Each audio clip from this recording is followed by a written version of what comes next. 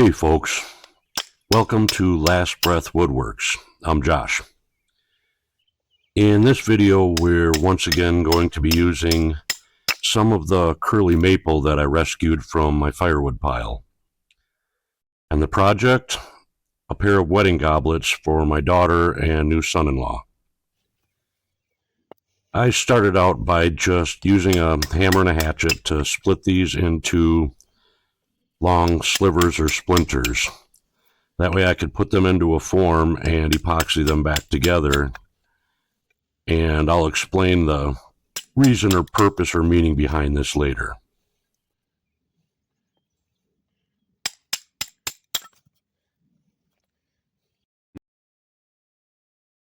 Once I had all those little maple sticks put into forms, I mixed up some deep pour epoxy and added some chameleon or hypershift pigment to it.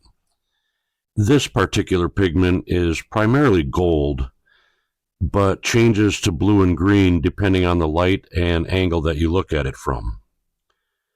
For the forms, I simply used some large cottage cheese containers, and they weren't quite tall enough, so I made them a little bit taller with some black Gorilla Tape and hot glued the seam on the inside where the tape met the container.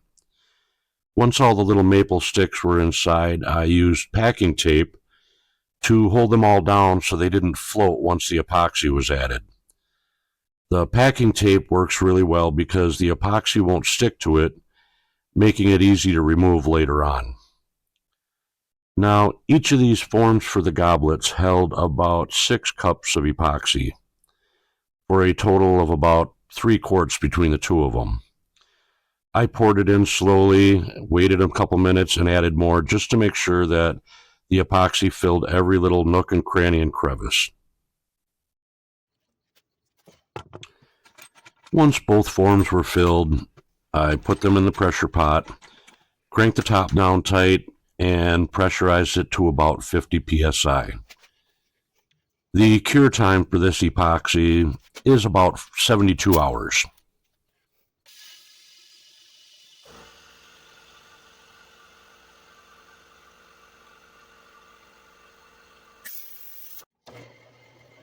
After 3 days had passed, I removed the forms and recycled the containers, then cut the tops off of each goblet piece so that I had a flat surface down to the epoxy. Then I marked the center on each end and used a Forstner bit to drill down till I hit solid wood so that I had a flat and solid spot for my live centers to attach.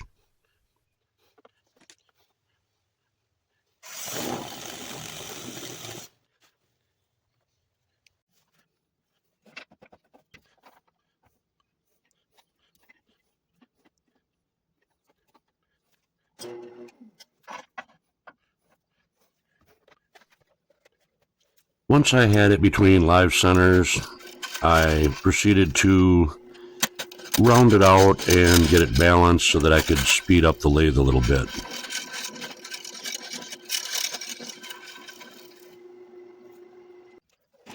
Then I cut a tenon on the bottom and started to rough the shape in a bit. Now, both goblets will be the same height, but I'm not going to make them identical.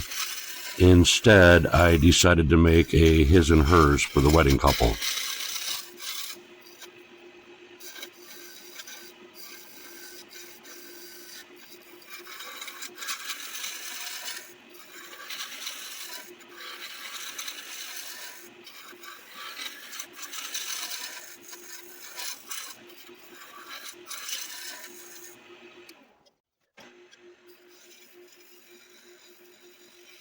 Next, I flipped the piece around and put that tenon that I made into the jaws and proceeded to finish shaping the top.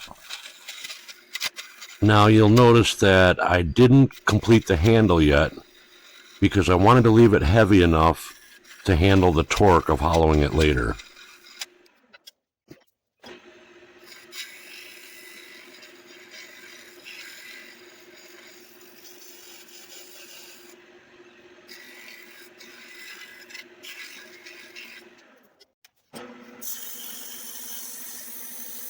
Once I had the shape I wanted, I sanded the entire top section down from 60 to 320 grit.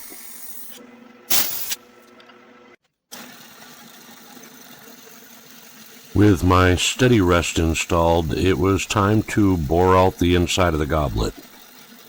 I just used blue painter's tape to protect the finished surface of the goblet so that the wheels didn't mar the epoxy or the wood. I started with an 1.25 inch Forstner bit, then worked my way up to a 2-inch, and then finished with a 3-inch, measuring each time to make sure that my depth was correct.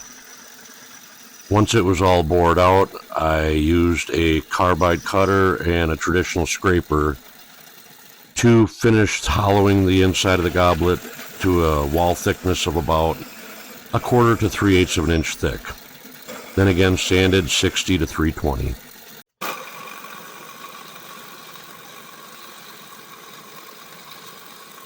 With the top completed, it was time to finish shaping the handle and the base.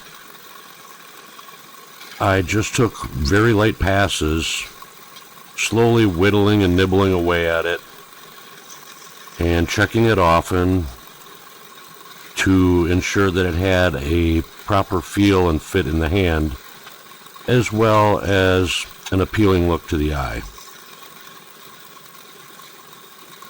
Once I had it the way I wanted, I again sanded down to 320. With the first goblet completed, I simply repeated the entire process on the second one, only changing the shape to a more feminine look.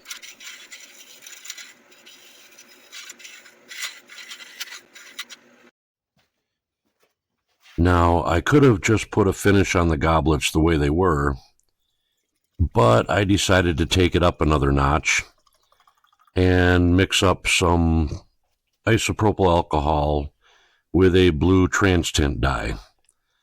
The couple's favorite colors are blue and gold, and seeing as how they both work in law enforcement, I thought this would be quite fitting. Now, this dye can be used with either alcohol or water, but I opted for the alcohol so that it would dry quicker and would be less likely to raise the grain on the wood.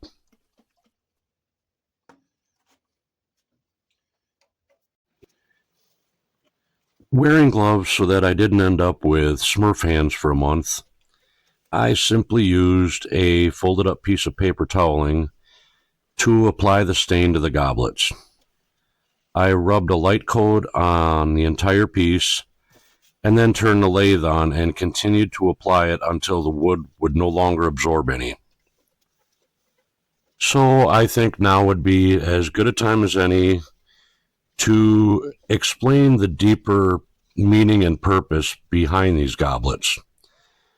The entire time that I was making them, I was thinking about what I wanted to say during my father of the bride speech, and I decided to present them and incorporate them into my speech. I simply asked them to display these somewhere in their home that they could see them every day as a constant reminder of 3 simple things. First, just as I saw the hidden beauty of this curly maple when I found it in the wood pile, they should daily look for that inner beauty in each other.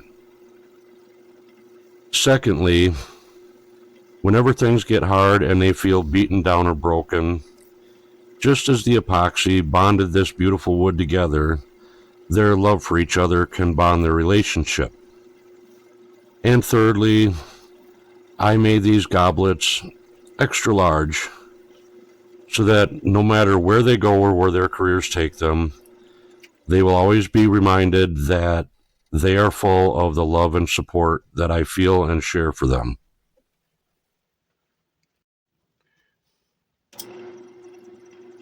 After the stain had dried for about 15 minutes, I took a fine Scotch-Brite pad and just rubbed the entire goblet down.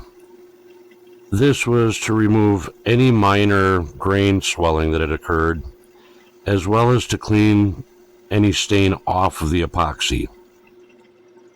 Once that was done, I cut the tenons off and sanded the bottom smooth, let them sit for about another 4 hours to cure, and since it was now the day before the reception, I simply gave them 3 light coats of shellac so that it would dry quickly. I'll leave some glamour shots at the end, and I hope that you enjoyed this project as much as I did making it.